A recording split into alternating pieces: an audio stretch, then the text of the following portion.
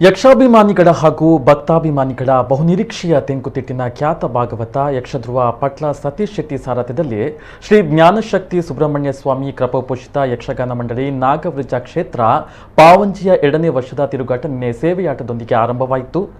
ಪಾವಂಜೆ ಶ್ರೀ ಜ್ಞಾನಶಕ್ತಿ ಸುಬ್ರಹ್ಮಣ್ಯ ದೇವರಿಗೆ ವಿಶೇಷ ಪೂಜೆ ನಡೆದು ಕಲಾವಿದರಿಗೆ ಗೆಜ್ಜೆ ಹಸ್ತಾಂತರದ ಮೂಲಕ ಮೇಳದ ತಿರುಗಾಟಕ್ಕೆ ಚಾಲನೆಯನ್ನ ನೀಡಲಾಯಿತು.